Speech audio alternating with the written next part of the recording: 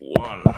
Welcome back to another episode of It's Debatable. I'm your host Sebastian here with Brody Talk.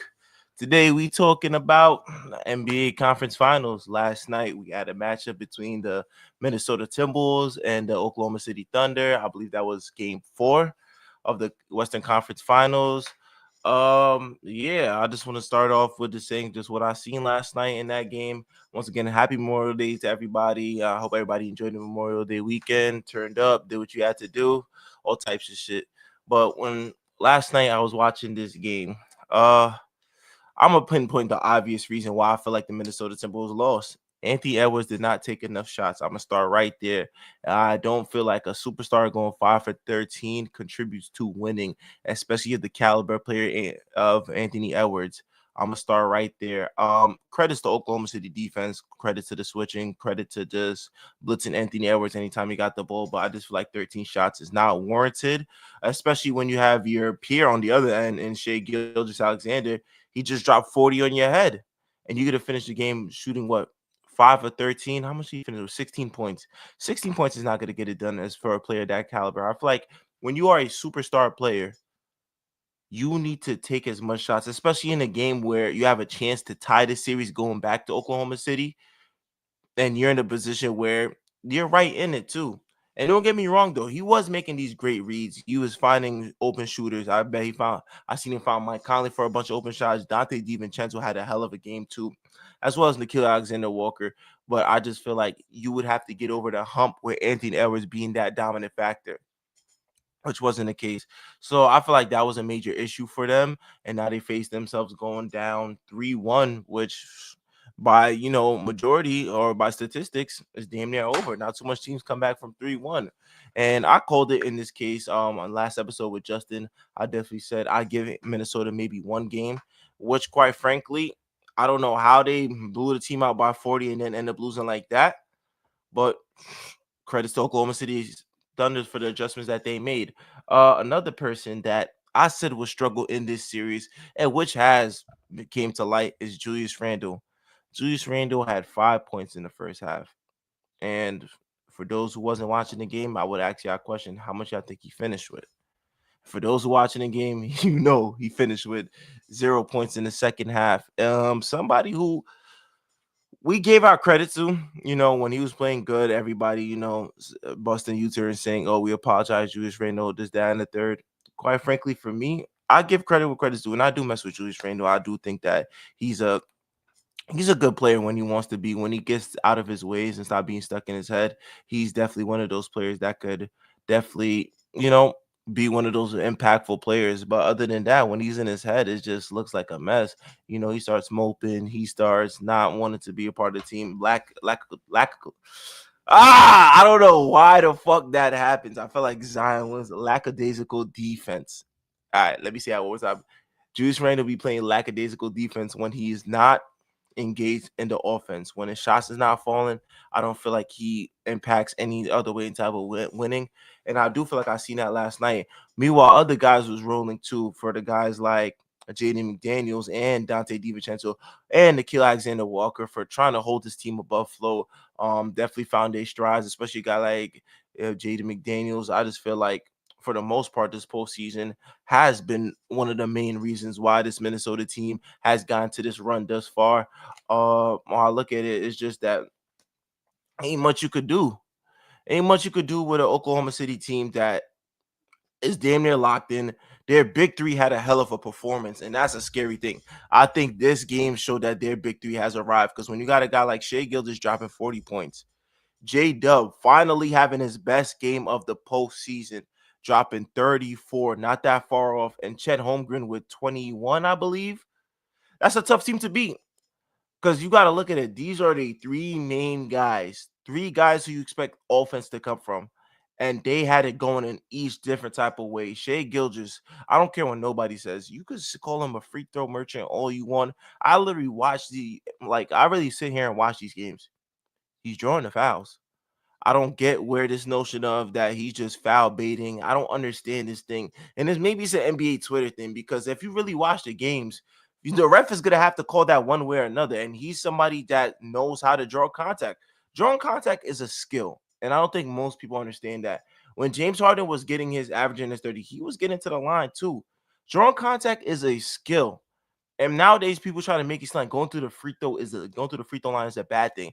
That is the easiest way to get some points. The fundamental when your offense is not working and there's nothing, and you in a dry spell and you can't get anything going.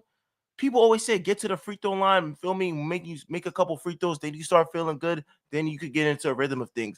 Nowadays, we're trying to bash free throws. We're trying to bash free throws like it's not a part of the game. Like what? That's crazy, man. And to be a good free throw shooter too at that, it's not like you're just getting to the line. You have to actually go to the line and make them. So being a good free throw shooter is a bad thing now. Now all of a sudden you're labeled a free throw merchant. Now you're flopping. Now, like what are we talking about? Like it's a discredit to the game of basketball. Now we're trying to just bash people for getting to the free throw line. Same thing with Jalen Brunson. They're gonna call him a flopper, a free throw merchant, somebody that's damn near 6 foot, being aggressive, getting to the basket. He's not settling for threes. What the fuck is going on with today's NBA? What's going on with NBA Twitter? That's the real question. This social media thing that I just don't feel like you like what? I'm losing a train of thought just off the string that just pissed me off because I'm looking at it. There is no way we're just bashing people for shooting free throws. But shoot, once again, shout out to Shea Gilgis. Let me check my phone real quick, see how much he had. As a matter of fact, I'll tell y'all right now. NBA, ESPN. Let me look at last night's scores. I'll tell y'all right now how much. Let's see how many free throws Shea Gilgis had because I can't remember exactly. Shea Gilgis, 40 points. Yeah, like I was saying, free throws. Shea Gilgis, 12 of 14 at the free throw line. I'll take that. If you could find a way to the free throw line, go ahead. I don't care about no 13 of 30. When you're a superstar caliber player like that, I'm always for it. I always tell people, like, if you're that superstar player, in certain situations, you're gonna have to take a lot of shots. Kobe Bryant, RP to the great Kobe Bryant. He knew in certain situations like the ball shouldn't be in nobody else's hands but me if we need a good bucket. Regardless of if it's going in or not, there's certain players in this league that if backs against the walls, feel me, it's a playoff situation, a high level situation, they should be getting the ball, regardless of make or miss. Get it out, get a rebound, do something like that. But yeah, like I was saying, Shea Gilgis with 12 or 14, 40 points, 10 assists, 9 rebounds. Hell of a game. So anybody that bashed him for taking free throws, you're a bot. Once again, J Dub, 6 for 9 for 3, 34 points. Oh man, hell of a game. Chet Holmgren, hell of a game. And let's see on the bench, Alex Caruso. What he does may not show up on the box score is crazy, but when you're watching a game and just his placement on the floor, that's a real vet status. And when I look at it, I said this before, I'll say it again. Alex Caruso is one of them players that he impacts winning. He plays the right defense. He knows when to hit timely shots. He knows when to cut to the basket. He knows his role. And that's sorry. And that's something important to have in today's NBA where you just know your role in the league and play your role well. For Alex Caruso, it was a no-brainer for them to pick him up. Somebody that plays defense, hits timely threes. Like, and now look at it. He's damn near on his way back to the finals. So this Oklahoma City team, they handled business. They made sure that they did not go back to Oklahoma City tied 2-2. They stuck in there. There was points in time where Minnesota made their run, but I feel like just wasn't enough. And when I say it just wasn't enough, is when you don't have your star players playing like star players. Julius Randle, Anthony Edwards, where none of them cracked 20 or not even 20. You need 30. In a situation like that, you need 30 points again, Anthony Edwards. There's no way you telling me you played damn near you probably played like what, 38 minutes? How much Anthony Edwards played? How much minutes did Anthony Edwards play? Anthony Edwards played about 41 minutes. You took 13 shots, 1 of 7 from 3. Your points came from majority of the free throw line. You had 5 points from the free throw line. So technically, you only would have finished with 11. You wasn't aggressive enough, and that hurt your team. I'm sorry to say it. I fuck with Anthony Edwards. I feel like I said, I've been said this, and I'm on record saying this once again. I feel like he could be the face of the league, but when you're doing shit like that, and saying 5 of 13, and you said that you didn't get the flow of things. You didn't. 1 for 7 is not cutting it from three. 5 for 13 is not cutting it at all. You made 5 shots and you only took 13 attempts, bro. It's like damn near quitting on the game. I don't I don't like what I seen. Shit, Julius Randle. I'm not even gonna. I'm not gonna do that to him though. I'm not gonna do that to him. And the worst part about it is you was a minus 13 on the court, man. So Anthony Edwards, I fuck with you 100%. But there's just no excuse for you to have that type of game, especially when you're at home. The crowd is behind you. There's no reason for you to have that type. Maybe on the road, all right, cool. But in that type of game, you was supposed to be the head charge. You putting the team on your back, and everybody else is supposed to follow. This is where leadership comes into play. And I know you're all for getting everybody involved. If somebody got it going, you go towards them. But listen, in high pressure situations like that, you are the man on this team. You are the face of this team, and there's no reason why you guys should be going down 3-1 without like feel me. I can understand this one thing if you had like 35 points or maybe 40 points and y'all still lost.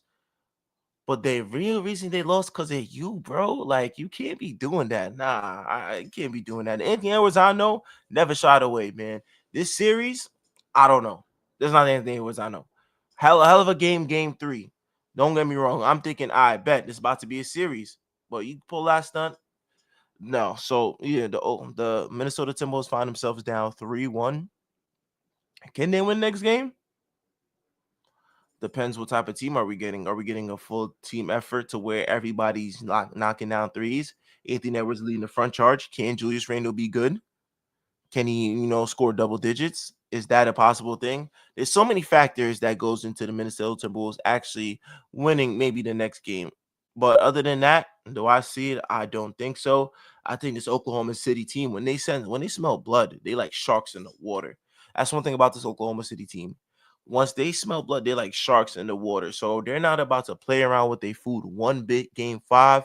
I'm expecting Shea to handle business. I'm expecting all these guys to really realize the moment that they're in. They're one game away from going back to the NBA Finals since 2012. Hasn't been done since KD, Russ, James Harden, Serge Ibaka, Kendrick Perkins, Derek Fisher, the OG crew. Who else? Eric Maynard, Reggie Jackson, Tabo Cephalosha. The list goes on, man. This was an OG Oklahoma City Thunder fan. My era broke up.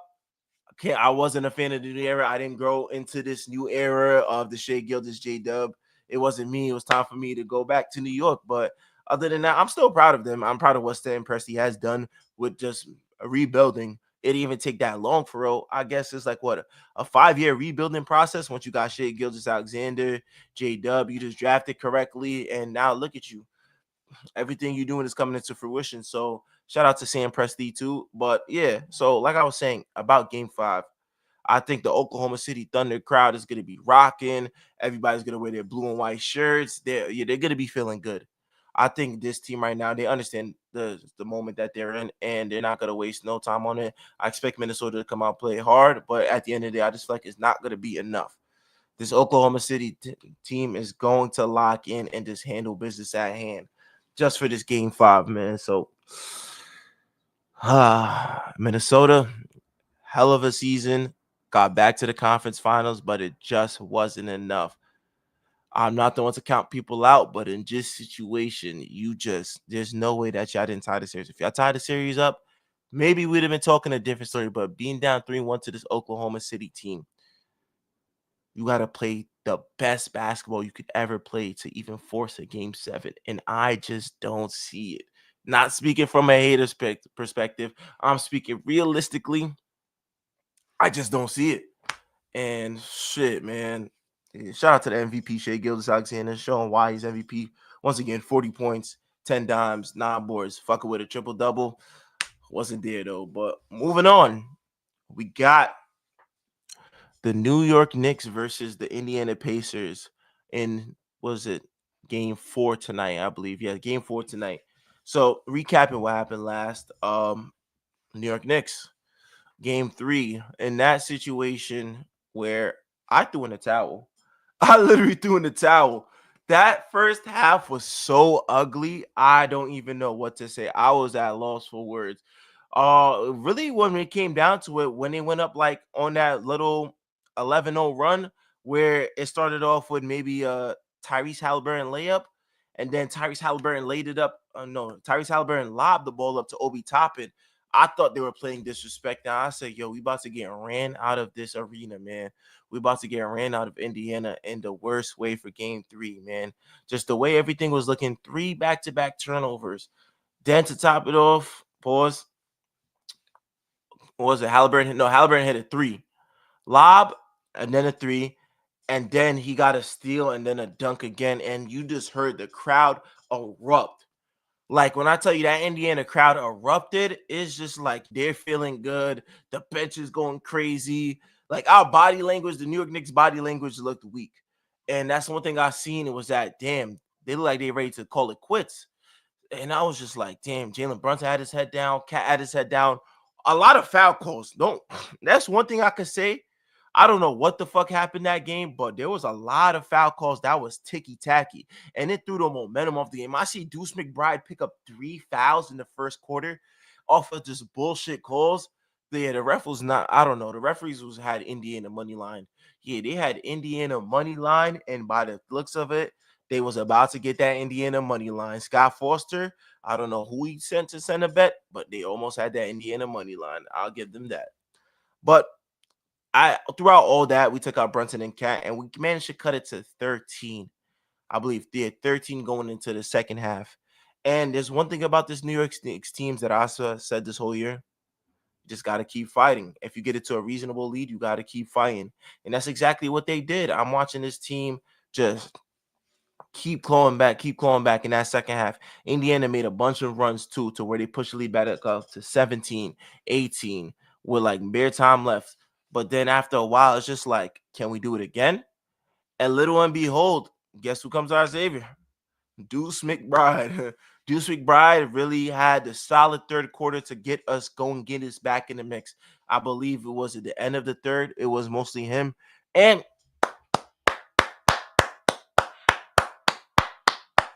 congratulations, Tom Thibodeau. You found out you have a bench. And the crazy part is, he had to learn the hard way. He had to learn with Jalen Brunson in foul trouble, Karl Anthony Towns in foul trouble, only Deuce McBride in foul trouble. You realize you have DeLon Wright. You finally realize you have a 6'5" point guard who can actually somewhat hold Tyrese Halliburton for maybe a 15 to 20 minutes, man. You realize that you don't got to force campaign on us. You don't have to force Cameron Payne. That's the best part about it. You had DeLon Wright sitting there on the bench, able to. He's not even switching. When I watched DeLon Wright play, he didn't switch on to He didn't switch off of Halliburton one bit. He stayed there. He went over the screens. He fought over screens when they was trying to run a pick and roll action. And little and behold, he only had 2 points and maybe 1 assist, 1 rebound. But when you watch the game, the impact came from just being solid defender. You just need a tall defender on him. Jalen Brunson is what, 6 foot. Campaign is 6 foot. Deuce McBride is like 6'2". He got heart, but feel me, you have a 6'5" point guard who can defend. And didn't try to do too much. Really went in the game and just got everything in the flow of things. And once again, another clap. Congratulations. You realized that you had Landry Shamet on your bench too. Landry Shamet ain't do much, but he hit like maybe a timely three. And in that third quarter, he got what? He called over for a charge. He got Obi Toppin for a charge, offensive foul. And that sparked the momentum. He showed that emotion. They was emotionally invested when they finally got in the game in that third quarter, and it sparked a run that got us going into the fourth. And when I looked at this team, it was just like, yo, maybe we could pull it off again. And little and behold, guess who starts the run in the fourth quarter? Karl Anthony Towns. You finally did it, man. That first half looked so shaky. When I tell you, Karl Anthony Towns' first half made me consider if he would even be a New York Knick next year. I was ready to give him the boot. I think the whole city was ready to give him the boot. 4 points, 4 fouls, wasn't doing nothing out there. Karl Anthony Towns, he turned up, man. And I don't know what happened. I don't know who spoke to him. I don't know if he realized a sense of urgency. But with Brunson having 5 fouls, he just took over that fourth quarter for 20 points, just doing everything. Literally just showing off the full arsenal, putting his head down, getting to the rim, letting Miles Turner know he cannot mess with him. What else was he doing? He was hitting these threes, man. He had 1 3 where he damn near should have had a 4-point play. Dribbled, walk down, dribble. Skadoosh. Right there in Miles Turner grill and Siakam grill. Skadoosh. Shout out to Karl Anthony Towns. And then the best part about it is he cut to the basket. He fucking dunked it on Andrew Nimhart. Little ass boy, what is you taking a charge for? That was the best part of the game. That's when I realized Karl Anthony Towns was here, man. Listen, fuck all that.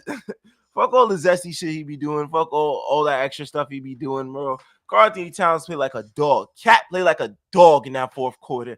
And that's exactly what we need if we're going to want to win game 4. So that brings us to game 4 tonight because we handle business game 1. Now we got one more. I mean, this is game what? We handle business game 3. Game 4, we got to solidify game 4. And I've told you, I was steady on record. I'm confident enough that we win the next 2. I said it when we was down 2-0. And just being down 20 again, overcoming a 20-point lead, just the way that they did once again. I don't know why they choose the difficult way on winning games. I don't know why the Knicks do that. Like, really, I don't know why you decide once you get down 20, it must be like a takeover badge. You know, in 2K, how you get those badges? It must be a badge or something like that to really have them saying, yo, we're down 20. But it's cool, though. We're still going to find a way to win. And that's exactly what they did. They found a way to win. They locked in and they found a way to win. But this game is going to be different. I'm not going to lie. It's going to be different. Indiana, they're going to come. They're going to adjust. I don't expect Tyrese Halliburton to have a bad game like the way he did. I don't expect basically Tyrese Halliburton because damn near everybody else. Pascal Siakam got going late. Miles Turner, maybe he wet the bed a little trying to take these weird ass threes, but I'm expecting better offense from Indiana tonight.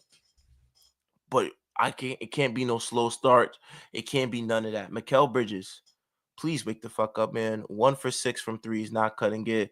Make a fucking layup, bro. I don't know what is up with Mikal Bridges and just anti-layups. If it's not a mid-range, then he just looks crazy out there.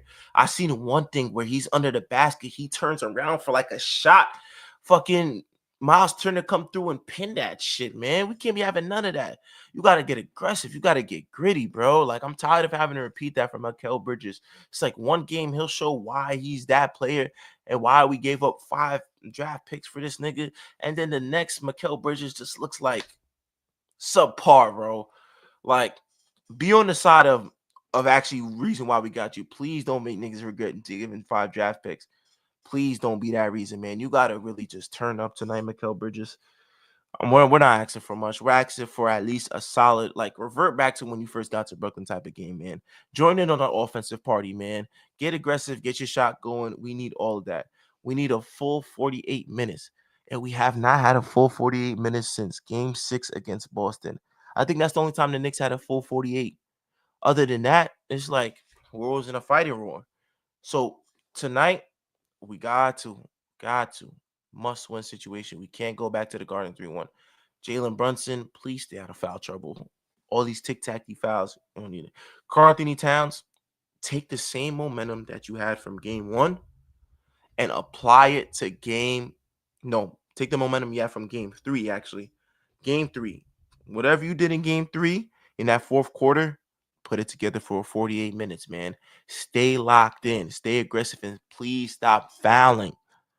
Stop fouling. And another thing I noticed with Karl Anthony Towns, anytime that he misses a shot, he's running back to grab an old board when it's Pascal Siakam or somebody else that is leaking out. And now you put it at a deficit to where why we're not getting back. But overall for this Knicks team, man, it's just got to be a gritty win. We got to find a way to win. Honestly, ugly or a blowout, got to bring it back to the Garden. Just let's bring it back to the Garden tied up, and then we'll handle the rest in a 3-game series. But for right now, the New York Knicks, it is imperative that we win tonight's game, man. We do not want to go down 3-1. I don't even want to know what that feels like right now. But shout out to the Knicks once again for that game 3 window.